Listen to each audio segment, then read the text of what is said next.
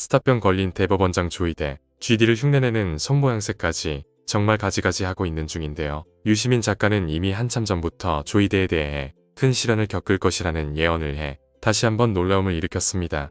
세 번째 내란이 조이대의 난 또는 이제 법비들의 난, 뭐 도적비자, 그러니까 법을 잘 아는 도적대들의 난이죠. 이게 지금 3차 내란으로 온 거거든요. 그러니까 한번 이 열병, 그러니까 내란이라는 이 발열을 동반한 이 병이 한번 나고 나니까 그 전에는 우리가 인지하지 못하고 있던 증세들이 나타나는 겁니다. 그러니까 이게 실패한 친위 쿠데타였고, 그다음에 진압하고 정리하는데 상당히 긴 기간이 걸렸고, 그리고 그 과정에서 내란 잔당들 혹은 내란 일당들의 반격이 여러 차례 있었잖아요. 네. 그 과정에서 이 윤석열의 내란을 떠받치고 있었던 그 네트워크가 어디에 숨겨져 있었느냐, 이런 것들이 다 드러나는 거예요. 그러니까 이 내란이라는 열병이 한번 지나가는 동안에 우리 몸에서 그동안에 우리가 징후를 뚜렷이 느끼지 못했으나 우리 몸을 골병들게 만들고 있던 여러 요소들, 후유증 같은 네, 건가? 그 고위 관료들, 법관들, 뭐 검사들은 그 전부터 이미 나타났고, 그렇죠. 그다음에 군 장성들 뭐 등등해서, 그다음에 뭐 민간 무슨 헌법 전문가, 형법 전문가, 로펌, 법률 회사들, 이런 것까지 지금 한국 사회의 또아리를 틀고 있던 암적인 요소들이 다 드러나는 과정이에요. 이게 너무 적나라해. 그러니까. 그렇죠. 그래서 그동안에 잘못 표현했던 게 아닌가 하는 게 하나가 있어요. 뭐냐면 윤석열 이 대통령 하나 잘못 뽑아가지고 이 나라가 이게 뭐냐. 매번 저는 그렇게 한탄을 했는데 맞아. 그래. 내가 지금 봤더니 윤석열은 억울해. 아이 뭐 억울한 건 아니고 그래서 이제 제가 하나하나 해볼게요. 그 이제 15일 날 지금 공판 일정이 잡혔잖아요. 그렇습니다. 그러니까 이제 저쪽의 목표는, 그러니까 조희대의 목표는 네. 6월 2일까지 이재명의 후보 자격을 박탈하는 형 확정. 그렇죠. 그게 목표잖아요. 네. 그렇죠. 그 우리 쪽의 목표는 뭐냐?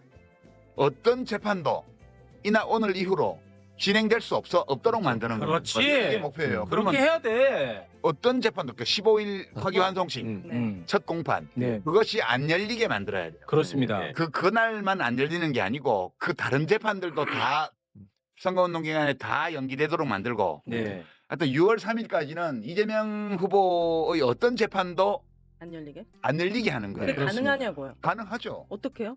우선 우선. 15일 날 공판을 하려면 닷새 전까지 출석 요구서를 송달이 돼야 돼요. 전달을 해야 돼요. 네. 전달. 본인에게 아니면 이재명에게. 이재명에게 피고인 이재명에게 전달이 돼야 돼. 전달. 근데 그거를 이제 우편으로 보내면 집에 지금 선거운동 없으니까.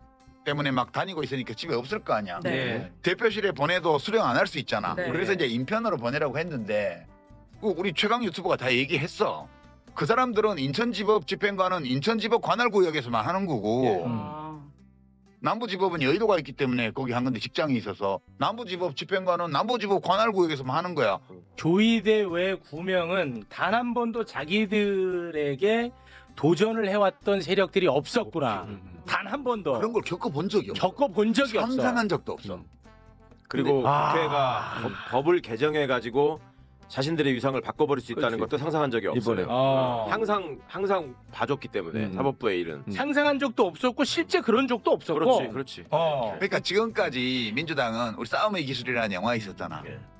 거기 보면 이제 어떤 맨날 맞고 다니는 고등학생을 네. 어떤 옛날 쌈좀 해본 아저씨가 갈치잖아. 네네네. 백윤식 씨인가? 네. 갈치는데 배우가 그거잖아. 맨날 폰만 잡고 이렇게 쌈만 하는 놈은 너 그러다가 좀 이따 똥 싼다? 이렇게 하고 와라바시 딱 나무젓가락 딱 그거 찌르면 그냥 골로 가는 거야 이게. 그러니까 지금까지 국회에서는 대법원에 대해서 무기가 다 있는데도 이 무기를 한 번도 사용한 적이 없고 맞아. 맨날 빈손으로 말로 이렇게 투덜투덜만 해왔단 말이야. 네. 근데 저쪽에서 암수를 쓴 거잖아. 이게 지금 이 싸움의 양상은 서로 말로 다투는 또는 법으로 다투는 관계가 아니고, 뭐 권한쟁의를 하거나 이게 아니고, 조희대와 9명의 대법관들이 법과 법률과 관행과 자기들 내규를 다 어기면서, 그렇습니다. 이게 무협지에서 또 서로 겨룰 때 초식이라고 그러잖아. 서로 정해진 초식이 있어. 근데 이걸 안 하고 암수를 쓰는 거잖아. 암수 반칙을 한 거야. 테이블로 머리를 찍었어. 그러니까 주먹으로 이렇게 하기로 했는데 반칙을. 갑자기 돌멩이로 쳤단 말이야. 음. 그러니까 나무젓가락 꺾어서 찌르는 게 정당한 거야 이제는. 그렇습니다. 이제 국회 쪽에서 자기들이 가지고 있는 무기를 꺼낸. 이거 안 다물었어. 그리고 자기 뭐라고 했죠? 그 다음날 아침에 얘기했잖아. 저 대법원장. 그러니까, 살펴보겠다고. 아니 뭐 어떤 절차를 밟았는지 예. 지켜봐야 되는데 뭘 지켜봐? 뭘 지켜봐? 뭘. 이미 다 봤는데 뭘 아니. 지켜봐? 수십 년 판사를 하는 사람이잖아. 네. 우리 헌법 77조 개헌법 앞단에 보면 국회에 대해서는 합법 합헌 개헌인 경우에도 국회에 대해서는 아무것도 할 수 없어요 대통령이. 근데 그날 밤에 국회 개헌군이 쳐들어가서 유리창 끼고 들어가고 막 다 봤잖아. 네. 맞습니다. 무슨 검토해봐야 뭔 되는데. 절차를 거친지 뭘 볼 게 있다고. 아. 그러니까 대법원장이라는 사람이 그런 말을 할 정도면 이것은 이미 한패라고 봐야 됩니다. 네. 윤석열과 그렇죠. 한덕수 및 타인들과 만나 이재명 당시 대표에 대한 유죄 판결을 논의했다는 적이 없다며 녹취까지 나온 마당에 발뺌 중인 법꾸라지 그 자체인 조이대. 이런 거짓말에 대해 과연 믿을 사람이 몇이나 있을까요? 위 형사사건과 관련하여 한덕수 전 총리와는 물론이고 외부의 누구와도 논의한 바가 전혀 없으며, 그러니까 논의는 안 했다. 만났는지 안 만났는지는 밝힐 수 없다. 이 안 얘기네요. 만났다고 그럼 얘기하면 이건 솔직히 만났으니까 이런 말이 나오는 것 같이 느껴지는데. 그러니까요. 만난 거에 대한 자료는 나올 가능성이 있단 말이죠. 나중에. 그렇죠. 목격담이든. 목격담이든 아니면은 정말 그 뭐 돈을 점심을 먹었다니까 누가 먹었던 내지는 뭐 구글 타임라인을 확인했던. 그러니까 아예 단언을 해버리면 나중에 궁지에 몰리니까. 그리고 그 다음 문장도 문제예요. 문장이 하나니까 다음 문장이라고 말하면 적절치 않은데 그 다음에 접속부사가 들어가고 그 다음에 이제 접속사 다음에 들어가는 문장이 뭐냐면 거론된 나머지 사람들과도 제기되고 있는 의혹과 같은 대화 또는 만남을 가진 적이 없음을 명백히 밝힙니다. 이렇게 해놨잖아요. 네. 그럼 이거는 의혹과 같은 만남 혹은 의혹과 같은 대화를 한 적이 없다. 그러니까 그게 다른 한덕수를 포함하는 말인지 아닌지가 되게 애매모호해 지금. 아니 그리고 다른 만남, 다른 종류의 만남, 의혹이 아닌 다른 종류의 만남을 또 했을 수도 있다는 거네요. 이걸 들어보니까. 그러니까 그 사람들하고 만났는지 안 만났는지는 우리 관심이 아니야. 관심 가질 필요가 없잖아요. 왜냐면 정상명하고 만나서 뭘 얘기했는지가 뭐가 중요해. 그런 발언을 했는지, 그리고 한덕수랑 그 발언을 하고 한덕수가 그 발언을 들었다고 하는 그 시점 바로 다음에 유죄 판결이 나오고 마치 기다렸다는 듯이 대선 출마 선언을 언론에다가 선언 사실을 언론에 흘리고, 그게 5월 1일인데 5월 2일 날 갑자기 유죄 판결 파기환송 나오자마자 바로 다음 날 가가지고 5월 2일 날 나 대선 출마하겠소 이렇게 하는 악의가 딱딱 들어맞는 상황들을 어떻게 설명할 거냐는 거예요. 게다가 고등법원도 막 엄청나게 빨리 움직였잖아요. 맞아요. 파기환송되면서 고등법원이 아주 미친 듯이 그냥 막 빨리빨리 해버렸어요. 그러니까 뒷사람들하고 만났다고 하는 거는 앞부분의 문장과 관련돼서 서로 사실관계를 막 뒤섞는 작업들을 했다고 볼 수 있는 거예요.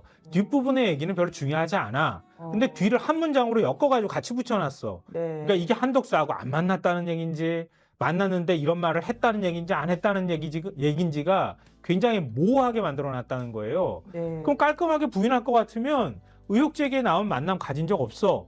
그리고 난 절대 그런 발언 한 적 없어. 재판과 관련해서 어떤 발언도 하지 않았어. 이렇게 하면 끝나는 거잖아. 네. 그 맥락에서 오늘 6시에 조이대의 모습은 굉장히 실망스러웠죠. 아니 원래는 본인이 입장 발표한다 그랬는데 그렇죠. 말도 안 하고 그냥 가버렸어요. 법원행정처에서 내놓은 입장문만 그냥 우리들한테 던져놓고 가버렸잖아요. 예, 그것도 5시 반에 미리 기자들한테 서면 돌리고 보냈어요. 맞아요. 6시에 그냥 입고 나와서 그 기자들 뻗쳐가지고 카메라 자자자 찍는데 그냥 차 타고 가버렸잖아요. 질문을 받아야 될 거 아니에요. 질문에 답을 안 했죠. 예. 진짜 이 여기 지기현이든 이 조이대든 어쨌든 판사이긴 하지만 국가 공무원 신분 아닙니까? 국민의 세금을 받고 있고. 네. 그런데 예를 들어 이 뭐 대법원이든 그리고 재판장이든 이런 공적인 일을 해야 되는 어떠한 이 시설과 이런 사람들을 사적으로 좀 이용하는 거 아니에요? 지금 예를 들어 조이대 대법원장 같은 경우에도 지금 본인에 대한 개인적인 비리나 이런 혐의에 대해서 지금 우리가 질문을 하는 거지 대법원에서 하는 거 아니지 않습니까? 그런데 대법원에서 왜 이 자료를 배포를 하고 이 관련해서 조이대 입장을 대변을 해주는 거죠? 개인적인 거잖아요. 지금 조이대 개인적인 거. 그리고 지기현도 마찬가지 아니었습니까? 지기현도 그 전에 룸사롱 이야기 나왔을 때 재판장 그 자리에서 재판하고 있는 그 자리에서 본인의 신변에 대한 이야기를 했었잖아요.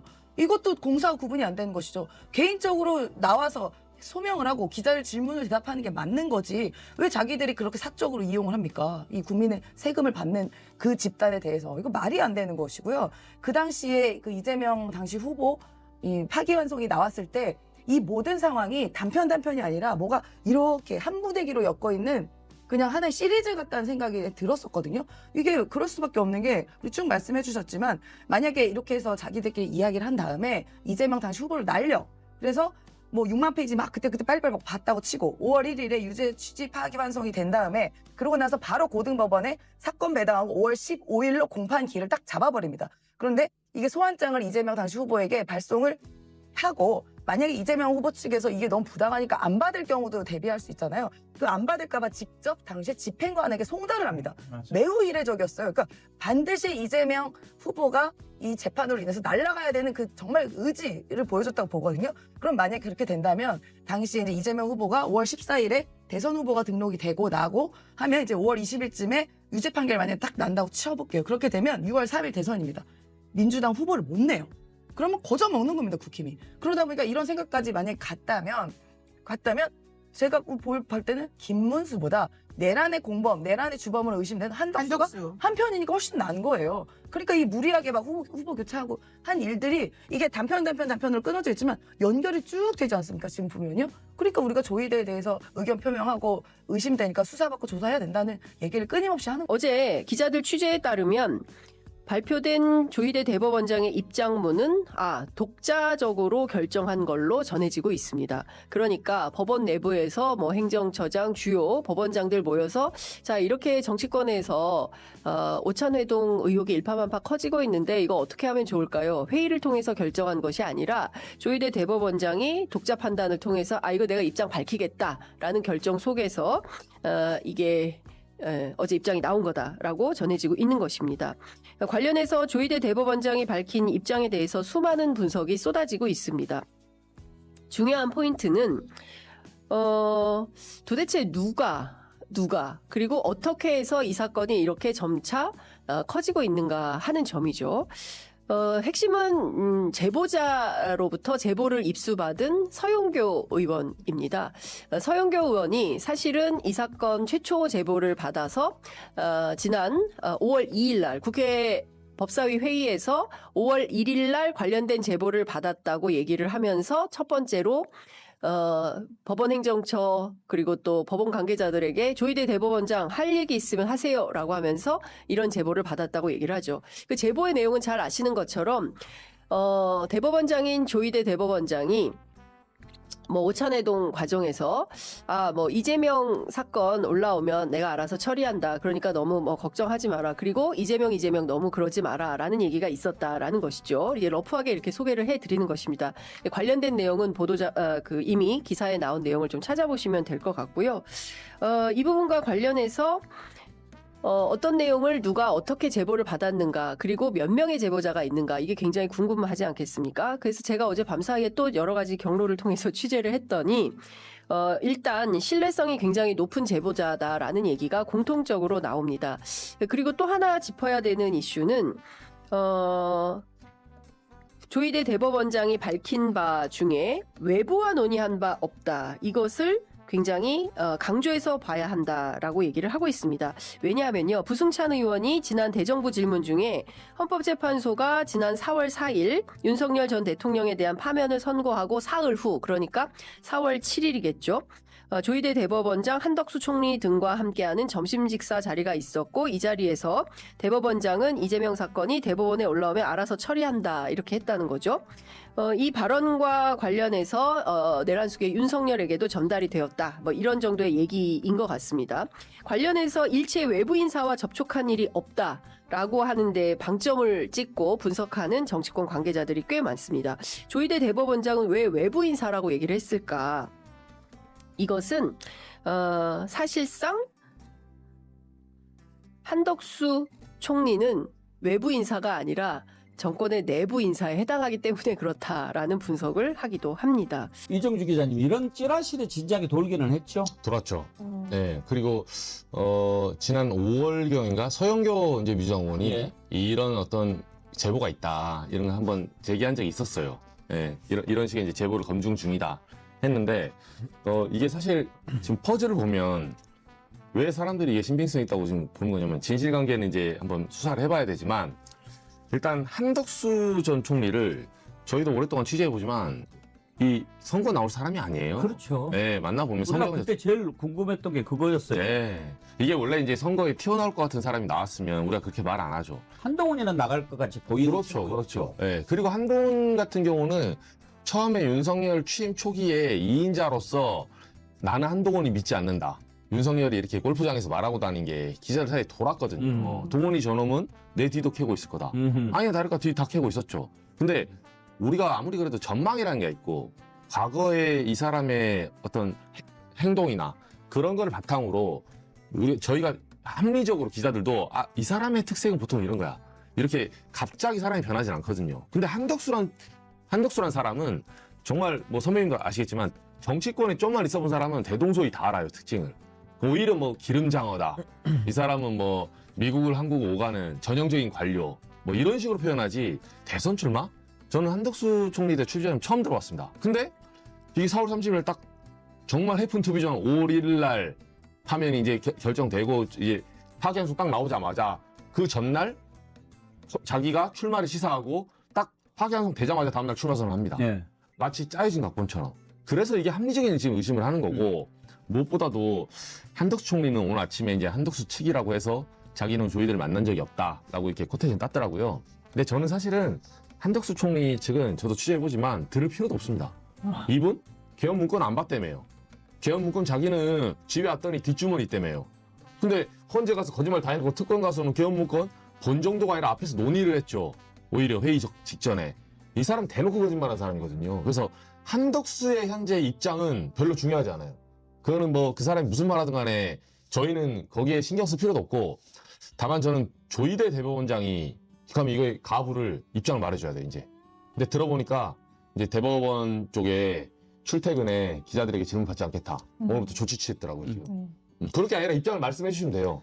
아니 저는 이게 매우 심각한 게요. 제가 단어는 안 하겠습니다만은 조이대 대법원이 9일 만에 파기환송을 내면서 대선에 개입을 했다는 지금 의혹을 받고 있잖아요. 사실이죠. 예, 그러니까 여기에 대해서 입장을 밝혀야 됩니다. 왜냐하면요, 행정부 공무원들도요, 하위 직급들. 어떤 정치인의 글에 좋아요, 페이스북에 좋아요 한번 눌렀다가도 정치중립 의무 위반으로 징계받거든요. 그 정도로 공직자의 정치적 중립성이라는 그 가치는 상당히 우리가 엄밀하게 적용을 합니다. 근데 이건 하물며 최고법원이라고 하는 대법원이 정치 개입을 했다? 이건 있을 수 없는 일이 일어난 거기 때문에 이걸 우리 국민들이 다 봤잖아요. 그러니까 내란도 아무리 우겨대도 내란을 다 봤잖아요. 헬기를 봤잖아요. 그러니까 여기에 대해서는 조이대 대법원장이 침묵으로 일관한다? 이거 본인의 행위 인정하는 겁니다. 입이 10개라도 할 말이 없으니까 입 다물고 있는 거 아니에요? 국민들은 이렇게 지금 속이 뒤집어졌고 아까 설명드린 대로 고법 부장들이 이거 막아세웠다니까요. 그러니까 내란과 똑같습니다. 윤석열과 김영현은 국회 장악해 끌어내 했지만 대령급들 내지는 준장급들에서 그 다리 건너지 말아라, 서강대에 건너지 말아라 하면서 군인들을 제어한 거예요. 구조가 똑같습니다. 그러니까 여기에 대해서는 국민들의 의구심을 풀어야 되지 않겠습니까? 그러려면 행정부가 나설 수 있습니까? 못 나서죠.